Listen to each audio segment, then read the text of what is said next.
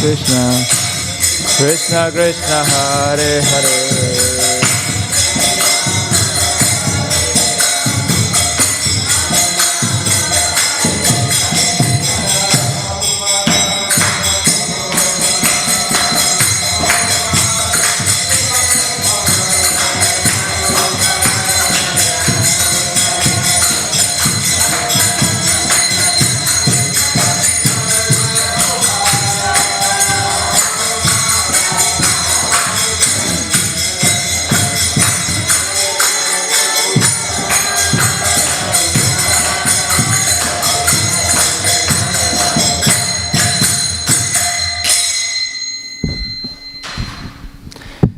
Jai Vishnupada Paramhamsa Parivajaka-acharya Sodarasata Shri Śrīmad Bhāgavatam Bhaktivedanta Swami Shri Prabhupada ki.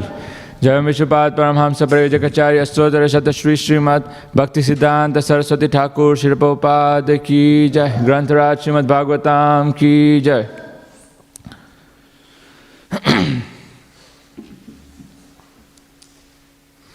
So we're reading from Bhagavatam, 7th canto, chapter 8. The Lord slays the king of the demons. Verse 27.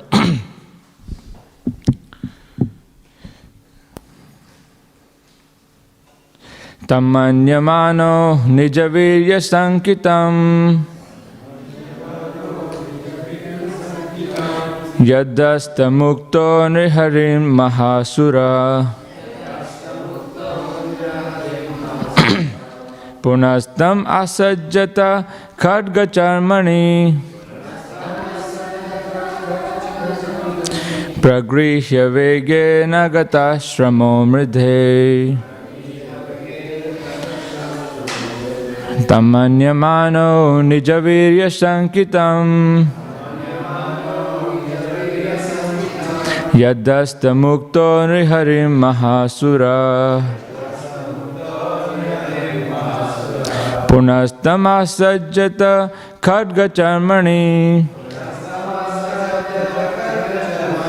pragrihya vegena gata shramo mridhe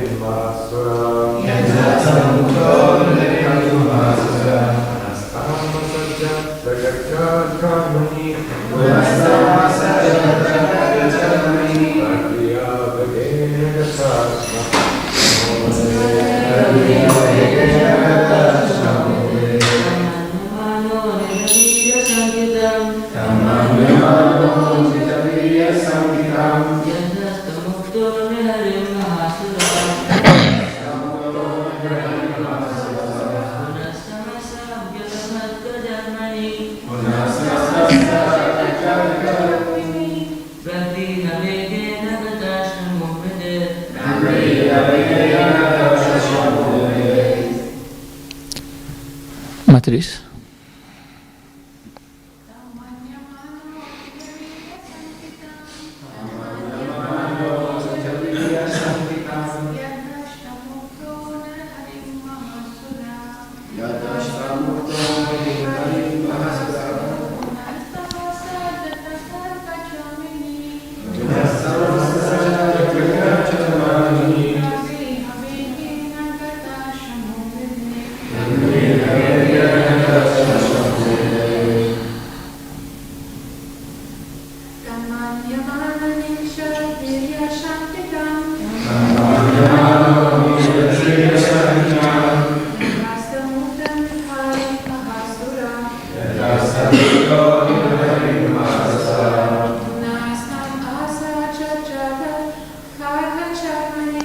Punastamasajata khadgajarmani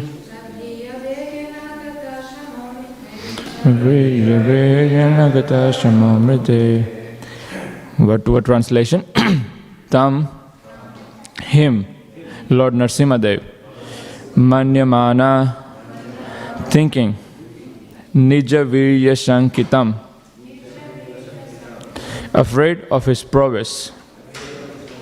Yet, because Hasta Mukta, freed from the clutches of the Lord, Nri Harim, Lord Nrsimhadev, Maha Asura, the great demon, Puna, again, Tam, him, Asajjata, attacked, Khadga Charmani, his sword and shield, Pragrihya, taking up, Vegena, with great force, Gata Shramaha, his fatigue having gone, Mridhe, in the battle. Translation and purport by Srila Prabhupada. When Hiranyakashipu was freed from the hands of Nrsimhadev, he falsely thought that the Lord was afraid of his prowess. Therefore, after taking a little rest from the fight, he took up his sword and shield and again attacked the Lord with great force. Purport. When a sinful man enjoys material facilities, foolish people sometimes think, how is it that this sinful man is enjoying, whereas a pious man is suffering? By the will of the Supreme, a sinful man is sometimes given the chance to enjoy the material world as if he were not under the clutches of material nature, just so that he may be fooled. A sinful man who acts against the laws of nature must be punished. But sometimes he is given a chance to play, exactly like Hiranyakashipu, when he was released from the hands of Nrsimhadev. Hiranyakashipu was destined to be ultimately killed by Nrsimhadev, but just to see the fun, the Lord gave him a chance to slip from his hands.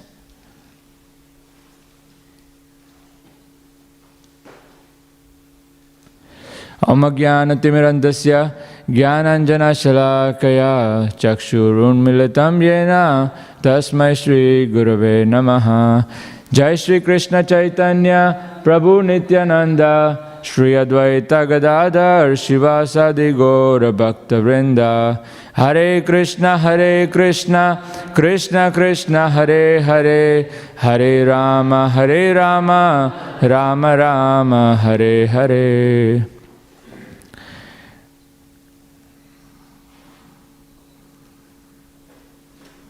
Hare Krishna.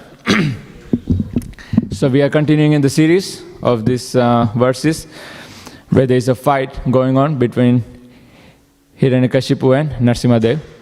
And this fight is interesting. It's very similar to even the fight that happens between Varahadev and Hiranyaksha. And that fight is where, and both of these fights is, sometimes Lord is getting an upper hand, and sometimes the demon is getting an upper hand. And sometimes one person seems like Lord is winning, and then other time it seems like the demon is winning.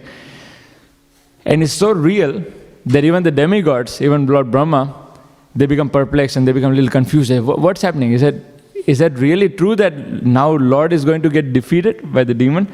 Because he's really playing, he's really having fun, but he's not, when he's having fun and when he's really fighting with these demons, he gets fully involved in that character. And sometimes he likes to have fun. And so in that fun process, that's what's going on at the moment, where Nrsimhadev caught Hiranyakashipu, but then he somehow slipped out of his hand, and now he's going to get back unto Lord. And even the demons are confused. What's happening here? How is it that Lord is not able to catch him and just kill him? And so now,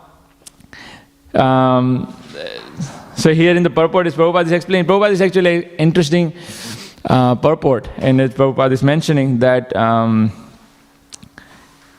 that sometimes when a sinful man enjoys material facilities, the foolish people think that how is it that this sinful man is enjoying and that the pious man is suffering? So of course, a foolish person doesn't have a very broad perspective. And so you see that one person is enjoying, and so he sees that all he sees is that he's enjoying right now, even though he's doing something bad now or something negative or sinful right now. What he obviously doesn't see is the reaction from the past that he's enjoying now, and his current activities will lead to a future set of reactions. But Prabhupada is at least in my understanding, what Prabhupada is looking here is how the demon who seemed to escape the Lord's grip, it looks like in the same way just how the sinful man is losing the grip of the material nature, and so he's not suffering. Even though he's acting negatively, it appears that he is not going through the reactions of acting negative. Just like the demon who is acting negative, but he is escaping Lord's grip. So someone who is not very intelligent, he might get very bewildered by seeing the situation that how can someone escape the grip of the nature? So how can someone escape the grip of the Lord and not go through the suffering? Is the nature not powerful enough to give them the set of reactions? Is Lord not powerful enough to get hold of him and give him the punishment? But there's more going on than just what appears to be happening immediately. So we can see that it's a matter of time before a sinful man is going to get caught and get smashed. So Hiranyakashipu is eventually going to get smashed, but for the time being, he's going to enjoy a little bit. So I forget the name of this punishment, which is, I think it's more sort of prominent in the medieval times, when there are certain kinds of crimes which are very bad, and so part of the reaction is what the state government would give them, is they would dunk them into the water until they're completely out of breath and just about to die. They bring them out and they get like a breath, and he's just finally enjoying that moment, like because he's able to breathe. And as soon as he is able to breathe back into the water, does anyone know the name of it? Water dunking? Yeah, that's the name of the punishment. Water planing. Yeah, water playing. Water planing. Planing. Yeah, so there you go. So that's the. So sometimes a person might escape for a couple of seconds to just catch a breath and then back in again. So this is the situation of Hiranyakashipu right now. He's having this fresh air just for a breath before he goes back into the jaws or the grip of the Lord. Now, even though sometimes we are acting, or sometimes we can see how people are acting negative, there is a sense of enjoyment or happiness that people get. Like people when they're acting, people who are not devotees, let's say, but they seem to be enjoying. And sometimes devotees might wonder, they're having a good time, They get to sleep in, they can wake up whenever they want. They don't really have to no one is looking at them, making sure that they're chanted the 16 rounds. They're just free. They can go on Swanson Street and just choose any shop for their food. They can eat anything they want, no restrictions. They can go and enjoy any sport they want. They can hang out with guys, girls, anyone, anytime, anywhere, anyhow. It's all good, there's no restrictions. So fun, Such a good life. And here I am stuck. Sometimes we might not say that, but sometimes we might feel, I'm stuck now. I can't eat this very beautiful food on the street. Oh, this nice waffles, or here's a nice chocolate, this and that. Oh, I can't eat this anymore because now I'm a devotee. What will devotees think of me if they see me eating this? So, but then here is, look at these people. They are not devotees, but they are having a good time. They're eating, they're doing everything that they want. But Prabhupada is saying that the foolish people might think, it's a very foolish mentality to think that they are enjoying and that I'm suffering. Actually, that enjoyment is so temporary, and very quickly the material nature is going to get hold of them and they're going to get smashed. So it's just a matter of time, And when you ask them that when you're having all this enjoyment, like, how does it feel? And they say, yeah, this is so good. This is what I always wanted to do. I just wanted to get some money so I can now do this and I can do that and I can go there and I can be with that person. And then you ask them, but how long is it going to last? And they're like, who cares? Who cares? I'm happy now, and everyone suffers, and I would also be one of them, and so it's okay. As long as I'm not the only one to suffer, then it's fine. Everyone else suffering, so I'm also suffering. And so therefore, they don't really see that there is a problem in it. But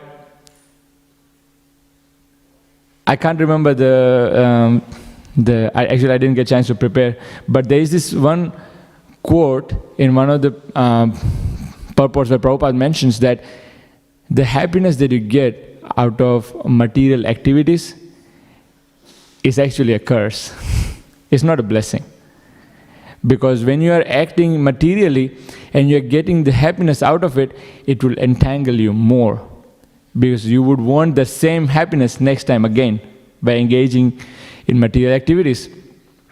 Whereas when material nature or Lord are compassionate or kind on that living entity, then they would give some suffering in the material enjoyment that would help them become detached from the material activities. Otherwise, they will keep chasing the same activities again and again, remembering that I had the happiness once upon a time, so I can do it again. I can get the same happiness again.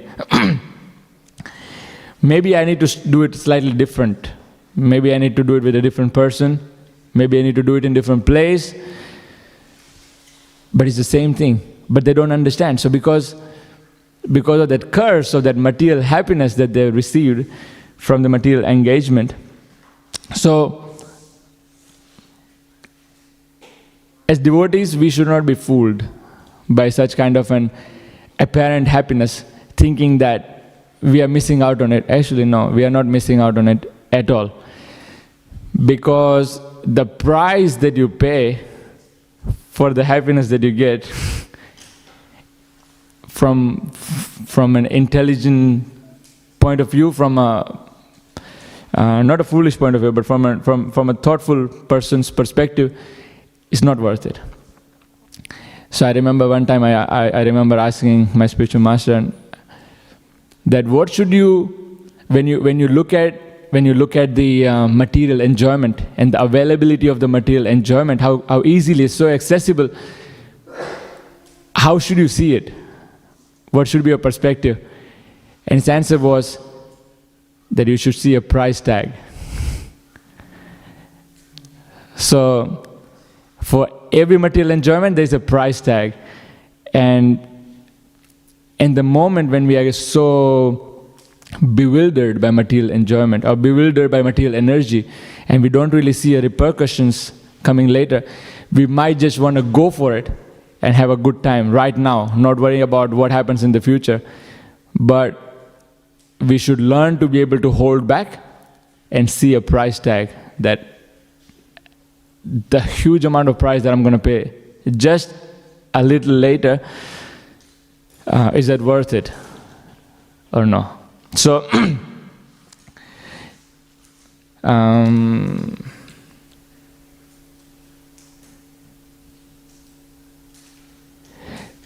And we can see that in book distribution, we meet a lot of people, and they say that when we try to approach them and give them the books and we tell them that this is about meditation, this teaches you about happiness, and a lot of time people say that I'm already happy and that I don't need these books and that I don't need meditation and I don't need any of your teachings. Again, it's a reminder that the material happiness can actually take us so much away from our true potential of what the happiness that we can get. So I like this. I like this line from what Luke Prabhu says, and I'm just gonna quote him on this one. So, I remember many times we met people like that who said that they're already happy, and I like this what Prabhu mentioned. He was saying that well, you say that you are happy now because you don't have anything, you don't have any other reference point. But once you have experienced a spiritual happiness, then you have a reference point. You have two different levels, and you can see like, oh, this is where I am, and that's where I was at one point by chanting or by being in that meditation with the other nice people or by having the spiritual food, and they have this reference point. And then you can compare whether you are actually happy or not. But until you experience something higher, you would really never know if that's all that you can get or can there be anything more that you can receive. So we are, of course, giving them that opportunity to experience spiritual happiness. But I remember one time when we were reading books and one small kid, he asked me this question, but what is spiritual happiness? Because we talk about the material happiness has the repercussions, but then what is spiritual happiness? How do you define it? So, but before I say that, I want to hear from some of you. How would you define the spiritual happiness? What is it? Yes. By chanting. But what? Okay, yeah, sure. I'd say it's something that's act more meaning. Mm-hmm. Sure. Anyone else? Yeah. Happiness without consequences. Happiness that has a meaning. Anyone else? Happiness in association of devotees. Yeah, definitely. Any other thoughts? Yes. Lasting happiness. Yes, of course. Yeah. Yeah, all of that. I think it's all right. I was thinking more in relation to our real self, in connection with our real self, and in connection with our source, in connection with Krishna. That's real happiness. That's spiritual happiness. But a lot of time, it's very hard for people to have, we have some glimpses of it every now and then. Krishna is very merciful to us, at least in the very beginning of our Krishna consciousness, where Krishna opens up that window and we get to see the spiritual world and how amazing that is, and then he closes it again and he says, now you got to work for it to get that again. So we have had some glimpses of it, but then a lot of time what can happen is that in our spiritual practices, in our spiritual lifestyle, sometimes we might get carried away in the flow of things, and we don't really put the necessary effort to go to the next level, to be able to experience that spiritual happiness. So we can't be doing the same things over and over again and hope that we're making an advancement. In the sense that when we are in school, when we are in year 1, we learn 1, 2, 3, 4, 5, 6. But then later on, we learn the addition, then we learn the subtraction. And we are leveling up. As we're growing up, we are also leveling up our learning.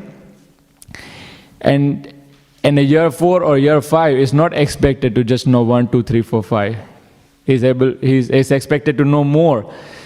he must have learned deeper subject matter a bit more deeply. So in the same way, in the beginning of our Krishna consciousness, we might just learn some very simple, okay, at least chant one round, whatever you can, however you can, wherever you can.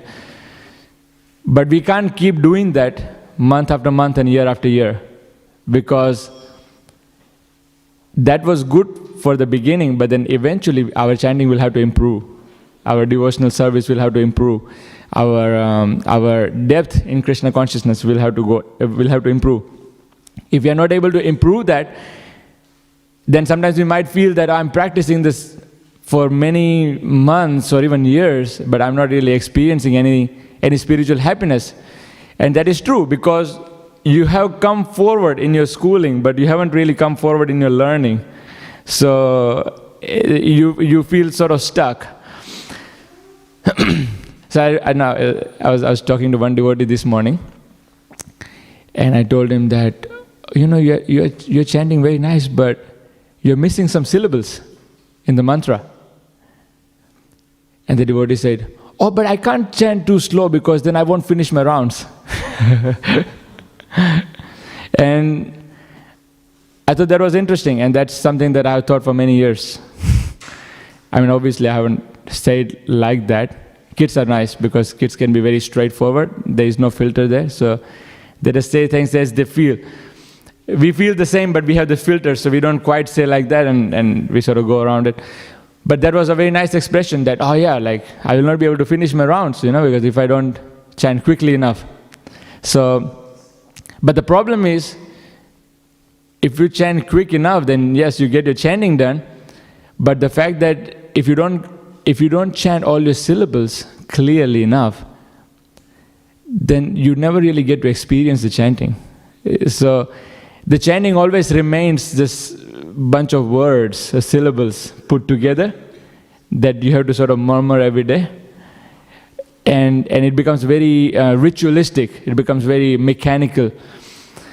And there are many devotees when you're chanting there, and sometimes you hear the devotees and there's the few syllables missing, at least a couple of syllables missing from the mantra.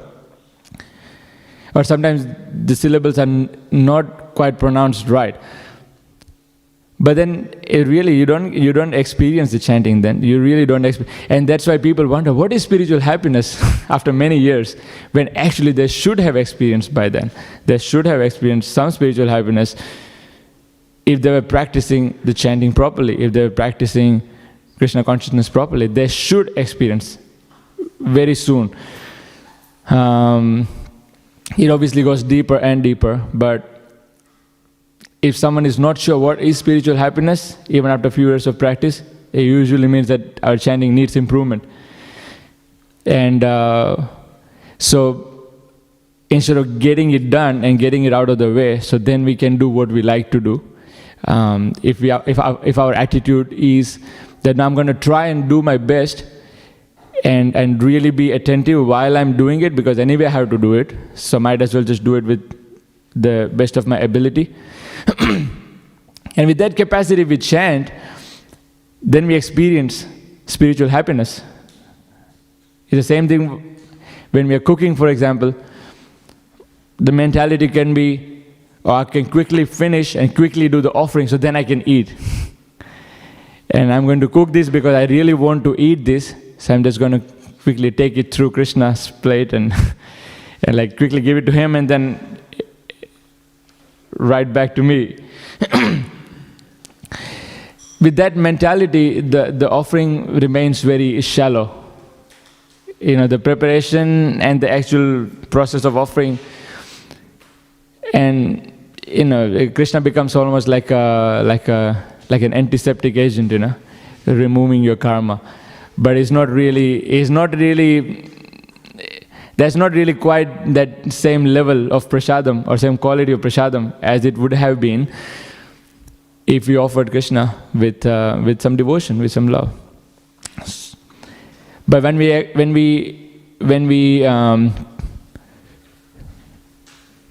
do the same activities of Krishna consciousness, with association, books, chanting, prasadam, all these activities. But when we do it with that right understanding, as we spend more and more time in Krishna consciousness, if we try to improve our depth and quality of it, we will see that we are actually experiencing spiritual happiness, and that helps us somewhat become detached from the material enjoyment.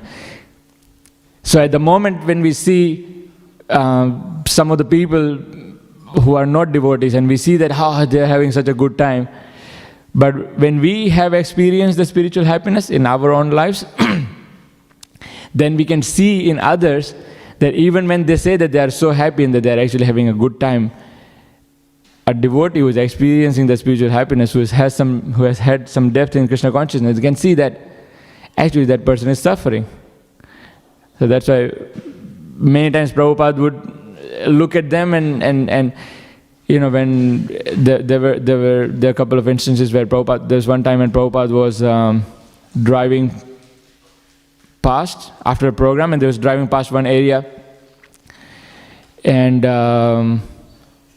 it was night time, and that area was like a little dark, and there was some men and women, and they're engaged in the activities. And when Prabhupada saw that, and all the devotees all the devotees, they saw this, and they turned around immediately, like, so bad, and they're these karmis, there's no sense, they're just like wasting their time. And they're all looking at Prabhupada, what is Prabhupada going to respond? And so Prabhupada looks at them, and then he doesn't say anything, and after a while devotees see that he has like tears flowing from his eyes, because Prabhupada was actually feeling sorry for them, that these people, even when they say that they're enjoying, actually they're suffering, and they have no clue what real happiness is. So that's the gold standard of Krishna consciousness. But we can see at least for ourselves how we don't want to be bewildered by such kind of a illusory material happiness, thinking that this is so good. But we want to go deeper in our own Krishna consciousness and give ourselves the opportunity to experience spiritual happiness. I'm just checking if I missed anything from the purport.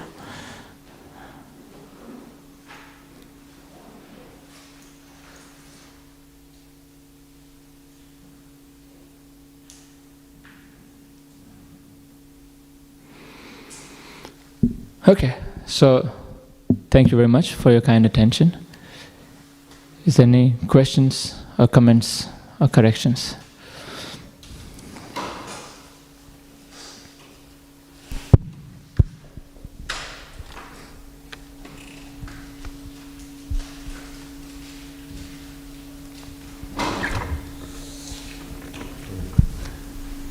Yes, Mati. So we shouldn't be attached to anything material, but it's okay for us to be attached to spiritual happiness, right? Yeah, definitely. We are, well, we are not so much attached to our own spiritual happiness. That's not our driving force for acting in Krishna consciousness. But it's a byproduct of our practice in spiritual life. So there are times when we practice Krishna consciousness, they actually say that the super soul is in the heart of every living entity. And so by engaging in Krishna consciousness, the super soul is pleased, and because it's right next to the soul is also pleased and becomes happy. So yes, naturally we feel the consequence of a Krishna conscious day. By the end of it, we feel very happy. We feel tired and we feel happy. And that's a perfect day. When you're completely finished, you just go to bed and you sleep immediately. Just because you're tired, you've done so many things. And that you're happy, and that now you no more anxiety and you can just sleep. But at the same time, our focus is Krishna's pleasure, is Krishna's happiness. So that is spiritual happiness. It's Krishna's pleasure. It's not about me, it's about Krishna. So if that requires that I might be a little bit inconvenienced, then we take that. Because after all, Krishna is happy. So, And how do we know when Krishna's happy versus when we're happy? versus when we are happy. That's a very common question, yeah? Well, if you followed the process properly, then obviously Krishna is happy. We can always discuss that with other devotees, our mentors, other seniors, other devotees. We can discuss what we did, and they can confirm, or they can probably guide and suggest on things that we can improve at. And but yeah, if you practice it properly, you know. Yeah, we know when we practiced with all our sincerity, with all our heart, and we did what we could, then we know that we did our best. Obviously, we can always do more, but when we did it right, then we know. Krishna tells us, yeah, and that's good. That's good, and then we can always improve on it after that.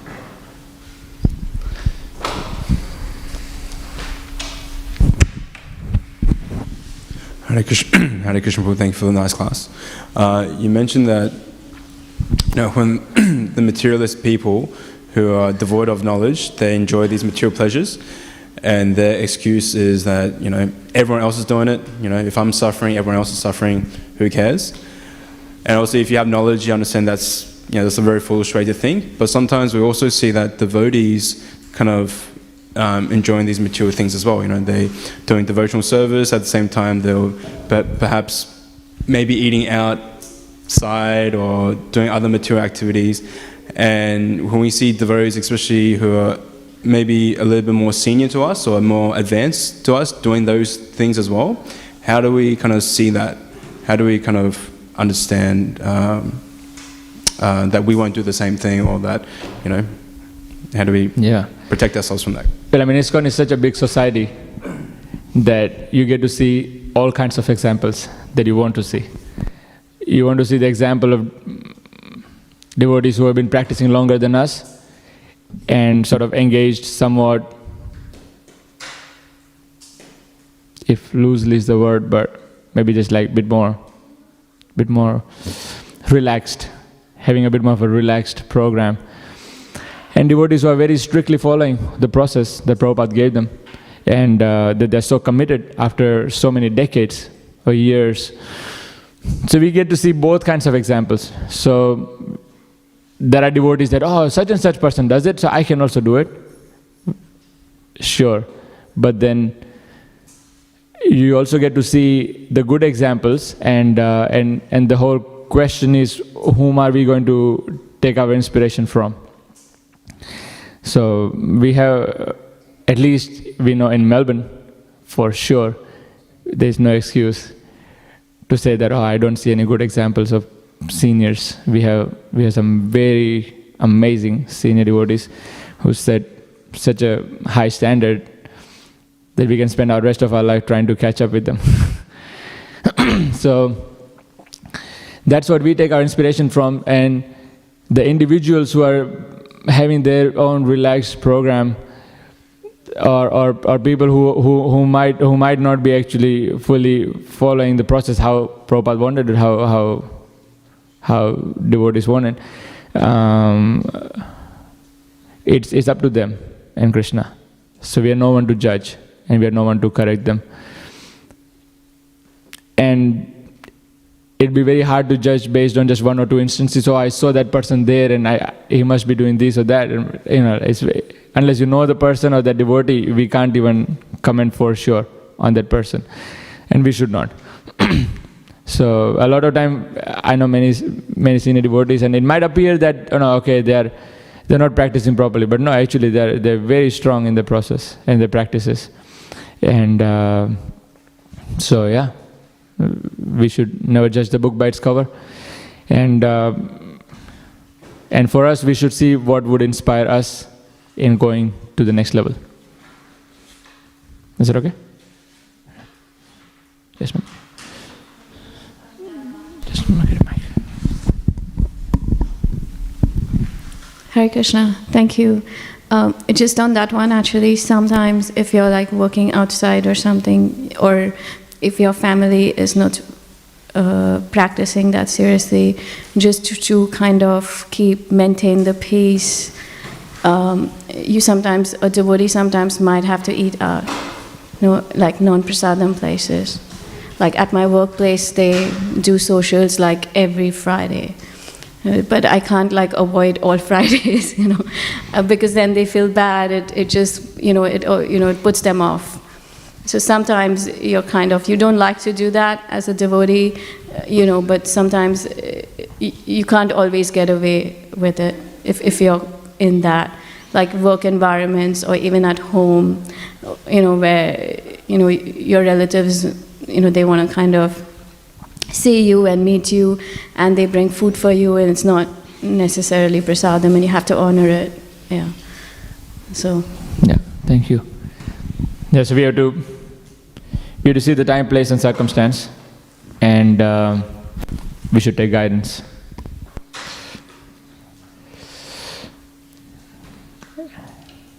Okay. So thank you very much. Śrīmad Bhāgavatam ki jai, Śrīla Prabhupada ki jai.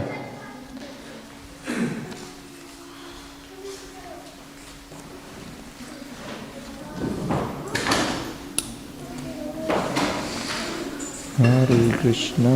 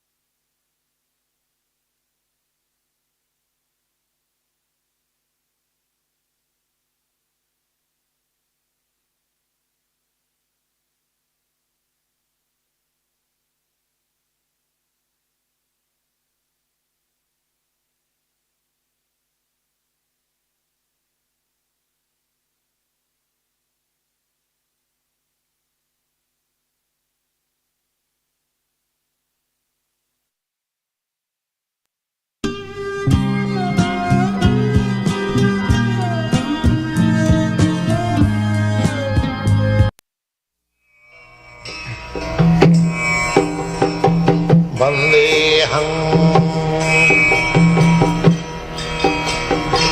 Shri Guru Shri Juta Padakamalam Shri Gurun Vaishnavansha